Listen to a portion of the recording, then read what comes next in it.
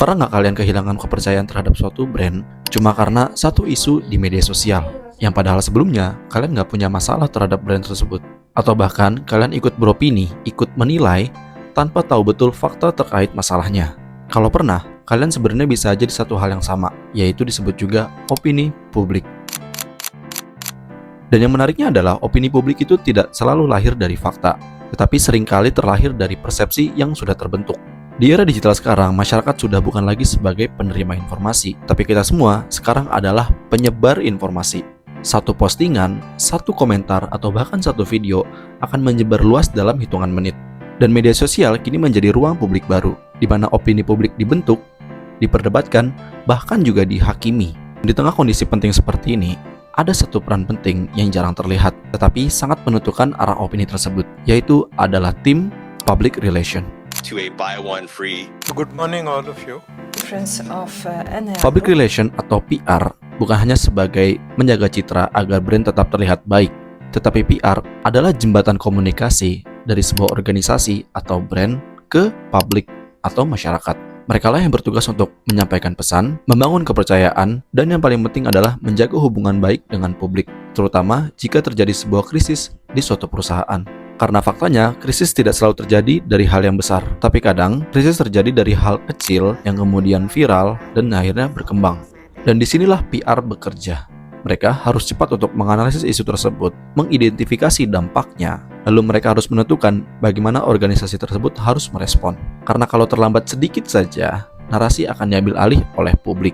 Dalam menangani krisis, ada beberapa hal penting yang harus dilakukan oleh tim PR.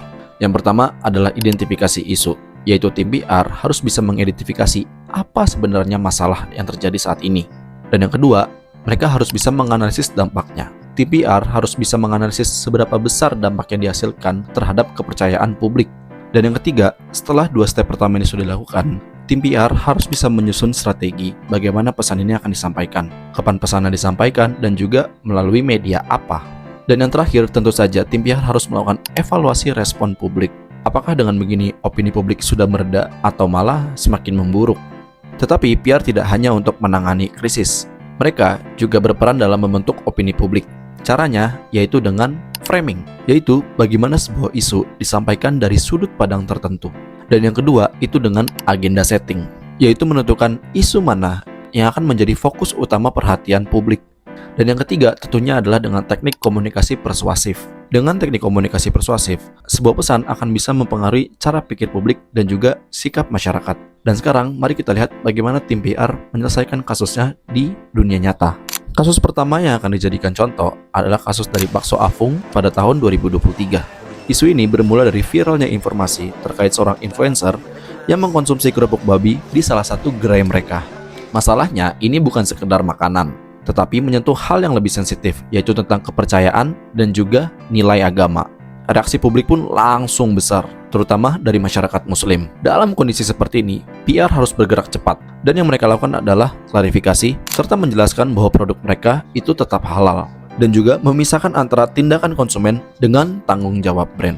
Tapi yang menariknya adalah, mereka tidak hanya berhenti di situ.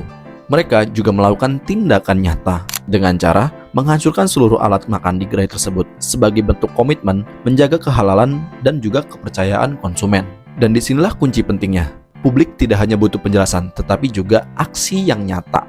Lalu kasus yang kedua datang dari brand skincare, yaitu Rose All Day. Berbeda dengan kasus sebelumnya, isu ini bukan tentang produknya, namun tentang posisi politik yang melekat pada pendiri brand. Isu Zionisme memicu reaksi yang jauh lebih kompleks. Jadi bukan hanya soal kritik, tetapi juga mengancam adanya boikot produk. Di era media sosial, hal seperti ini akan berkembang dengan sangat cepat. Instagram dan TikTok akan menjadi arena utama opini publik. Dan satu hal yang terlihat jelas adalah batas antara identitas personal dan juga brand semakin tipis. Dan akhirnya adalah dalam menghadapi situasi ini, tim PR Rose All Day merespon melalui klarifikasi dan permintaan maaf dari pendirinya, serta melakukan penegasan bahwa sikap personal tidak mewakili brand. Beliau juga melakukan tindakan nyata berupa donasi sebesar 500 juta rupiah untuk Palestina, sebagai bentuk bahwa tim Rose All Day berpihak kepada kemanusiaan. Komunikasi juga dilakukan secara aktif melalui media sosial untuk menjaga hubungan baik dengan publik. Tetapi tantangannya adalah jauh lebih berat. Karena dalam isu yang menyangkut kemanusiaan dan juga politik, publik tidak hanya ingin klarifikasi, tapi juga mereka ingin sikap. Dan disinilah PR harus sangat berhati-hati. Kalau terlalu defensif, bisa dianggap nggak peduli. Tapi kalau terlalu diam, malah dianggap bersalah. Dari dua kasus ini, kita bisa melihat satu hal yang sama, bahwasanya opini publik itu sangat kuat.